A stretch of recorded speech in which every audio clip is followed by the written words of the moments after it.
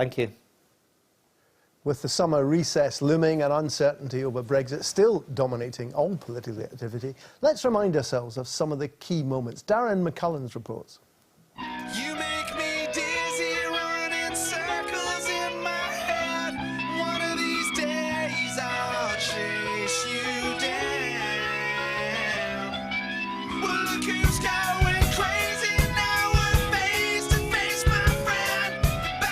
In the Chequers proposal, the suggested framework for economic cooperation will not work. Chequers was chucked early on, but the Prime Minister put on a brave face and thought she had secured an EU withdrawal agreement. I think that we need to support her going forward with the agreement. This agreement is dead in the water. 100 mentions of Northern Ireland, mentions of Gibraltar, of Cyprus, of the Isle of Man, but no reference to Scotland. Dominic Raab and Esther McVeigh resigned from the Cabinet in protest to the deal. If we went ahead and held the vote tomorrow, the deal would be rejected by a significant margin. The decision to delay a vote that the Prime Minister insisted on having is an act of political cowardice and an abdication of responsibility.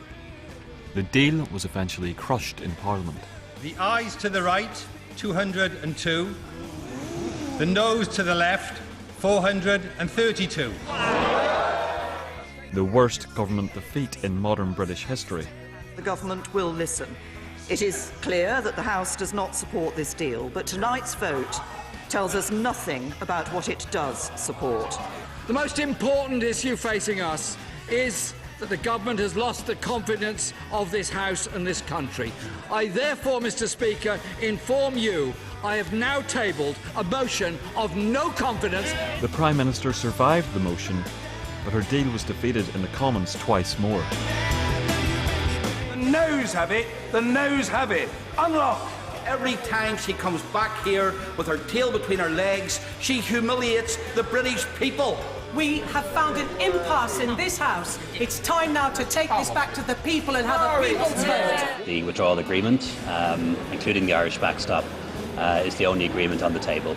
What the government cannot legitimately do is to resubmit to the House the same proposition. We will now not leave on time with the deal on the 29th of March. Do not waste this time. More Cabinet resignations. And finally, the political pressure was too high. So I am today announcing that I will resign as leader of the Conservative and Unionist Party on Friday the 7th of June, so that a successor can be chosen. The Brexit Party swept the EU elections in the UK, while the SNP strengthened in Scotland and Scottish Labour struggled. In late May, the Scottish Government laid plans for IndyRef 2. I am obsessed with making sure that Scotland's voice is heard, that Scotland's interests are protected and that Scotland chooses the future we want. But as recess approaches, all eyes are on who Conservative Party members choose to be the next Prime Minister. Well, our guest this week are Jenny Davidson.